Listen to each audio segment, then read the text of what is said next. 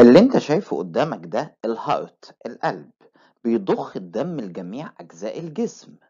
الدم بيكون محمل بالأكسجين والنيوترونت، المواد الغذائية. طيب الدم بيتضخ من القلب عن طريق الشريان. الشريان هيوصل الدم للأنسجة، وهياخد من الأنسجة الويست برودكت والكربون دioxide، ثاني أكسيد الكربون، ويطلع بيهم يوديهم للوريد اللي هو الفين، والفين هيطلع يروح للقلب، وهكذا. حلو.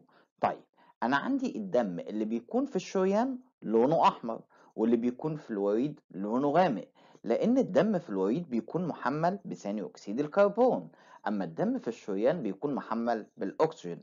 حلقتنا النهاردة هنتكلم فيها عن الارتيريال بلاد كوليكشن، ازاي نسحب دم من الشريان. فركز معايا وحضر كشكولك وقلمك، بس ما تنساش تعمل لايك للفيديو وشير للقناة وسبسكرايب عشان يوصلك كل جديد. معاكم كابتن اناليسيس.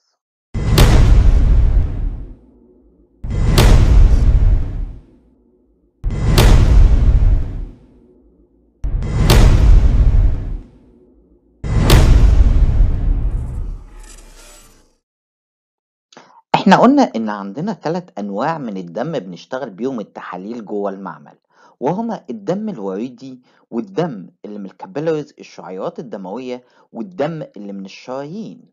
حلقة النهاردة هنتكلم فيها عن الدم الشرياني وازاي بنسحب العينة بالتفصيل. فركز معايا. احنا بنسحب الدم الشرياني عشان نعمل تحليل مشهور جدا، وهو تحليل ال ABG. هسيب لك لينك الكورس بتاع غازات الدم في الديسكربشن تتفرج عليه بعد الحلقة. كمان ممكن نشتغل تحاليل زي الهيموجلوبين والهيماتوكريت والصوديوم والبوتاسيوم من عينة الشرايين. جميل. طيب الأدوات اللي هستخدمها هتكون سرنجة وألكحول سواب وقطن وهيبارين تيوب. ركز معايا في اللي جاي. بعد ما حضرت الأدوات اللي هستخدمها في سحب العينة، لازم أحدد المنطقة اللي هسحب منها. عندي أكتر من منطقة، ولكن هقولك 3 مناطق مشهورين جدا. أول منطقة عندي وهي الراديال أرتري، تاني منطقة وهي البريكيال أرتري، تالت منطقة عندي وهي الفيمورال أرتري. ركز بقى معايا عشان هنشرح الراديال أرتري بالتفصيل الممل، بس ما تنساش تعمل لايك للفيديو وشير للقناة وسبسكرايب عشان يوصلك كل جديد. نكمل مع بعض. دلوقتي هنتكلم عن الراديال أرتري وإزاي بنسحب منه العينة. أنا عندي التندن أو الوترين زي ما في الصورة قدامك ماسكين العضلات. هتلاقي على الجنب في شريانين، الراديال أرتري والإلنر أرتري. الشرايين دول بيوصلوا الدم لكف الإيد. إحنا طبعا هنختار الراديال أرتري. طب ليه؟ قالك لأن ده حجمه كبير، وده الاختيار الأول لينا. هنبدأ نحط 3 صوابع على الراديال ارتري زي ما انت شايف في الصورة كده، ونبدأ نضغط بالراحة كأننا بنقيس الضغط. أول ما نحس نبض الشريان كده انت حددت مكانه. نعمل ايه؟ هترفع ايدك وبعد كده تجيب الكحول بتاعك تعقم المنطقة كويس وتسيبه يجف، وبعد كده تدخل بالسرنجة مباشرة في الشريان. هيبدأ الدم يظهر عندك في السرنجة، تبدأ تسحب الكمية اللي انت عاوزها، وبعد كده تشيل السرنجة، وبعد كده تحط القطنة المعقمة لمدة 5 دقايق عشان نوقف خروج الدم.